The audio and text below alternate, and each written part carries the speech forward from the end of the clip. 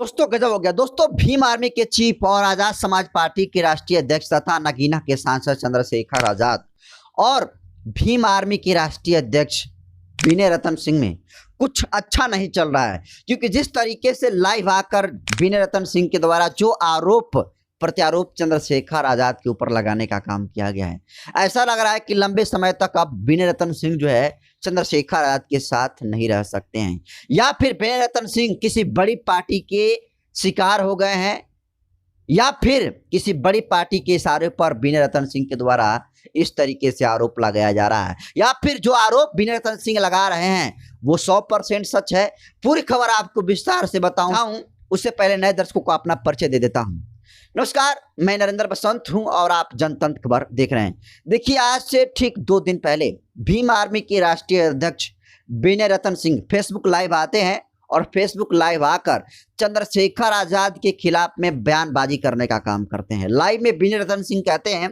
कि चंद्रशेखर आजाद के आंखों में सुअर का बाल है। आंखों में सुअर का बाल होना एक मुहावरा है जिसका अर्थ होता है बेहद ही स्वार्थी किस्म का इंसान होना। यानी सीधे तौर पर विनय रतन सिंह के द्वारा चंद्रशेखर आजाद को स्वार्थी कहा गया और बेहद ही स्वार्थी और निजी किस्म का इंसान कहा गया। इसके अलावा उसी लाइव में विनय रतन सिंह कहते हैं कि बिजनौर में उनके मंच पर भारी बेइज्जती विनय रतन सिंह का किया गया। विनय रतन सिंह कहते हैं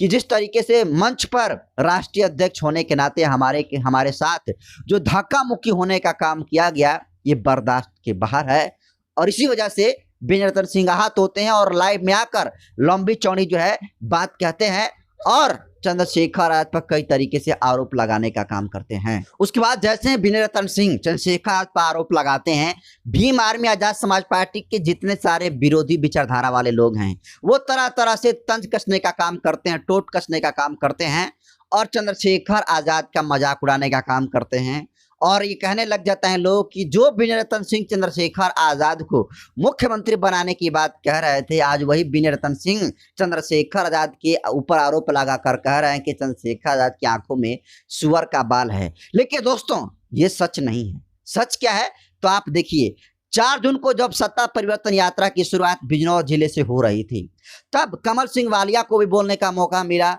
विनय रतन सिंह को भी बोलने का मौका मिला, और जब सब लोग बोल लिए उसके बाद चंद्रशेखर आजाद की बारी आती है। तो चंद्रशेखर आजाद हमेशा अपने कमर में जो है बैंडिंग उनके बंधा रहता है, और वो कपड़े का जो बैंड होता है विनय रतन सिंह को कहते हैं कि विनय रतन सिंह जी आप हमको पकड़ कर उठाइए, क्योंकि हमारे कमर में दर्द रहता है, और उस दर्द की वजह से हमेशा बैंडिंग जो है चंद्रशेखर आजाद की कमर में बांधी रहती है। उसके बाद इशारा करते हैं चंद्रशेखर आजाद, विनय रतन सिंह और समर्थक जो है पकड़कर चंद्रशेखर आजाद को उठाते हैं, और उसके बाद चंद्रशेखर आजाद मंच पर जाते हैं और उसके बाद भाषण देने का काम करते हैं। उसके बाद लोग ग्राउंड पर आते हैं, सड़कों पर, चंद्रशेखर आजाद वैनिटी वैन पर चढ़ जाते हैं और विनय रतन सिंह और कमल सिंह वालिया जो है लोगों का जो हुजूम होता है उसको नेतृत्व करने का काम करते हैं कि कोई जो है बाहरी कोई व्यक्ति जो आ नहीं रहा है ना, कोई बाहरी व्यक्ति जो है घुस कर कोई माहौल तो खराब करने की कोशिश नहीं कर रहा है ना। लेकिन उसके बाद जब विनय रतन सिंह का लाइव आता है, उसके बाद विनय रतन सिंह ने कहा है कि बिजनौर के मंच पर उनके साथ बेइज्जती हुई, क्योंकि जो मान सम्मान राष्ट्रीय अध्यक्ष होने के नाते विनय रतन सिंह को मिलना चाहिए वो विनय रतन सिंह को नहीं मिल पाया, जिसकी वजह से विनय रतन सिंह जी दुखी हो गए और वो आरोप लगा दिए चंद्रशेखर आजाद के ऊपर कि वो बेहद ही स्वार्थी किस्म का इंसान है।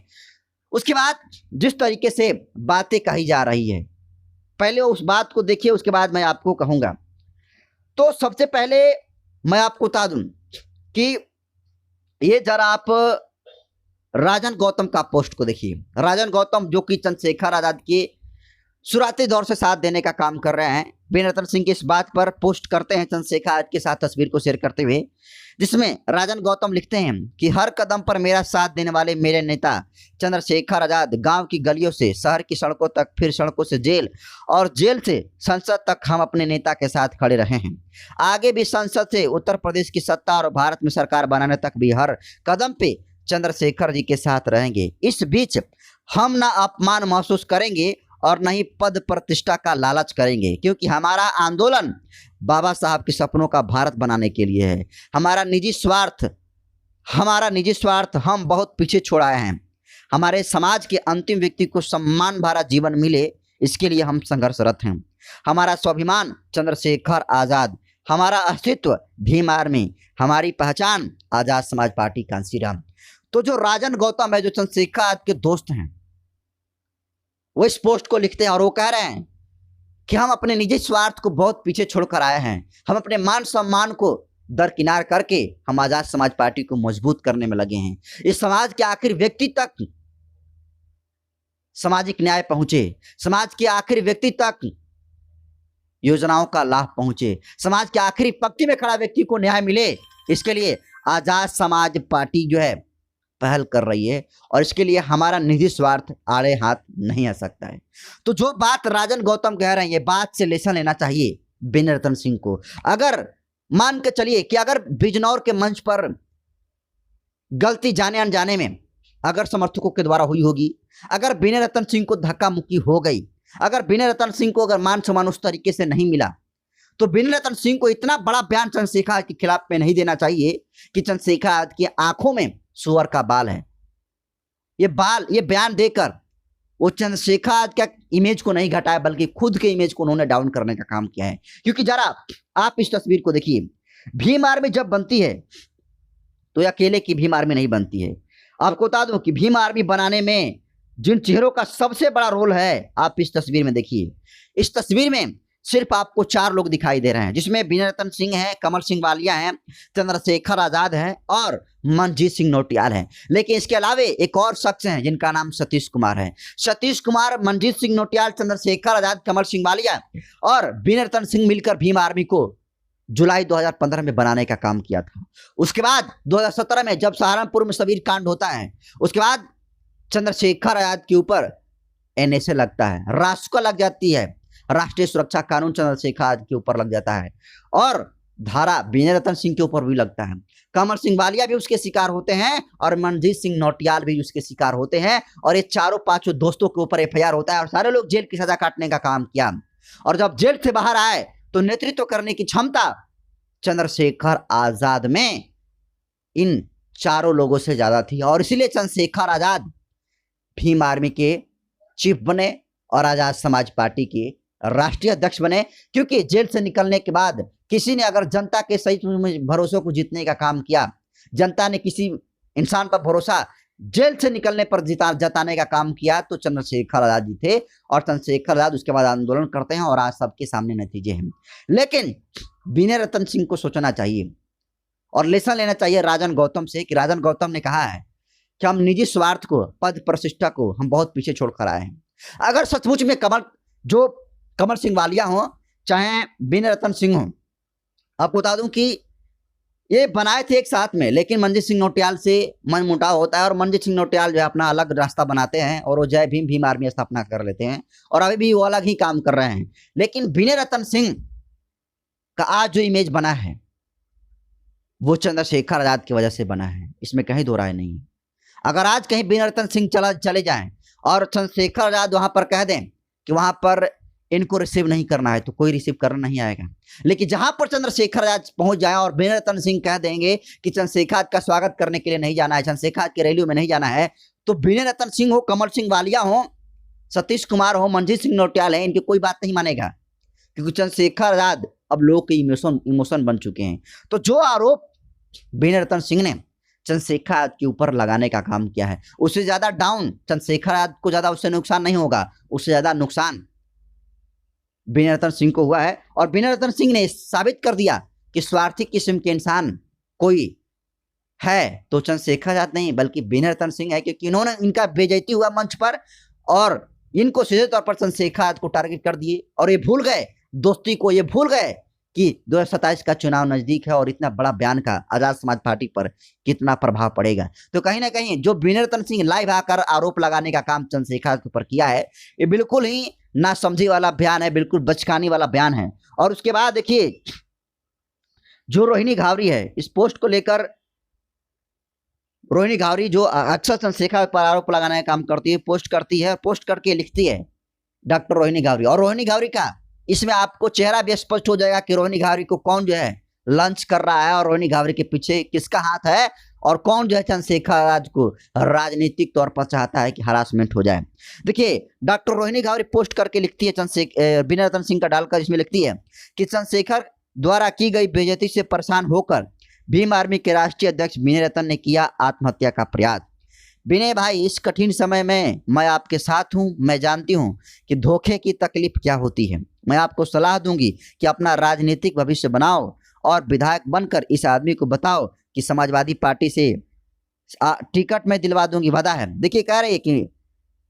विधायक बनकर इस आदमी को बताओ समाजवादी पार्टी से आपको टिकट मैं दिलवा दूंगी, वादा है। मैं आपके लिए अखिलेश भैया से बात कर लूंगी। अपने अपमान का बदला लो इस आदमी से और जीवन में सम्मान कमाओ।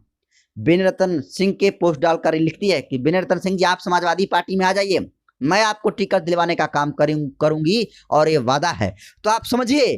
कि इसी के बहाने इन जैसे लोग जो चंद्रशेखर के विपरीत विचारधारा वाले लोग हैं, जो रोहिणी घावरी है, उसका भी अब चेहरा सामने आ चुका है कि रोहिणी घावरी को कौन प्रोजेक्ट कर रहा है। अगर रोहिणी घावरी को अगर कोई चंद्रशेखर के खिलाफ में भड़का रहा है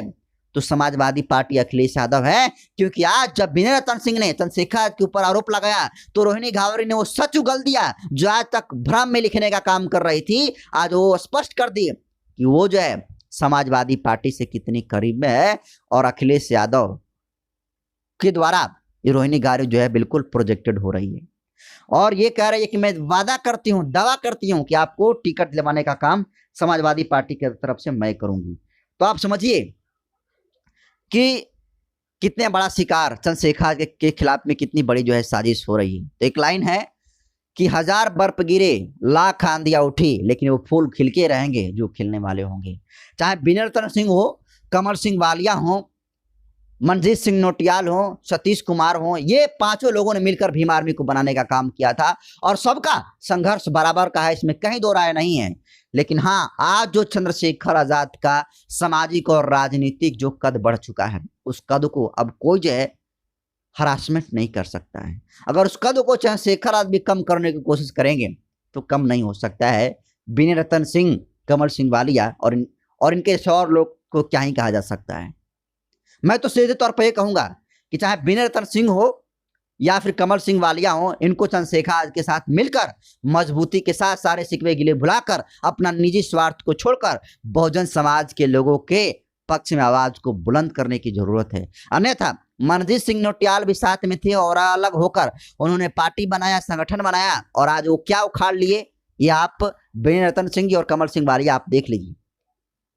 अगर आप भी पार्टी बनाएंगे, संगठन बनाएंगे तो नुकसान विनय रतन सिंह जी आपका ही होगा, कमल सिंह वालिया जी आपका ही होगा। इसलिए भलाई इसी में है कि आप चाहते हैं कि आपका समाज में रिस्पेक्ट बढ़े, मान सम्मान आपका बढ़े और आपके पास राजनीतिक पावर बढ़े, तो आप चंद्रशेखर आजाद जी का मजबूती के साथ दीजिए। लेकिन जब लाइफ खत्म होता है, कई तरीके से आरोप लगता है, उसके बाद सब लोग लगता है कि जो विनय रतन सिंह है वो जो है अब चंद्रशेखर आजाद दोनों में बातचीत हो गई है। लेकिन देखिए अभी 18 मिनट पहले मैं जब वीडियो बना रहा हूँ तो विनय रतन सिंह ने अपने फेसबुक वॉल से लिखा है कि मेरे द्वारा कहा गया एक एक शब्द सत्य है। यानी जो बात विनय रतन सिंह कह रहे हैं उस बात से पीछे नहीं हट रहे हैं। ये कह रहे हैं कि मैं जो बात कहा हूँ वो सच है। तो अब शायद लग रहा है कि विनय रतन सिंह का भीम आर्मी के साथ बने लंबा समय तक बने नहीं रह सकते हैं। तो नुकसान सबसे ज्यादा अगर कोई हो सकता है किसी का तो विनय रतन सिंह का ही होगा, क्योंकि आज जो कारवा है वो चंद्रशेखर के साथ चल पड़ा है और विनय रतन सिंह हो या फिर कोई भी व्यक्ति हो, इनके जाने से भीम आर्मी का न कद घटेगा और न ही कभी हरासमेंट होगा। लेकिन अब इनका चेहरा एक्सपोज हो चुका है कि ये लोग किसके लिए काम करते हैं और अब ये चेहरा भी समाज के सामने है कि जो विनय रतन सिंह आज चंद्रशेखर आजाद के इतने करीबी कहे जाते हैं, मिलकर भीम आर्मी को बनाने का काम किया था। अगर थोड़ी बहुत कमियां अगर दिख गई तो उसको इग्नोर कर देना चाहिए था। भीड़ होती है, कोई यात्रा रैली होती है तो हर एक छोटी छोटी चीज़ों पर आदमी का ध्यान नहीं जाता है, लेकिन जब आप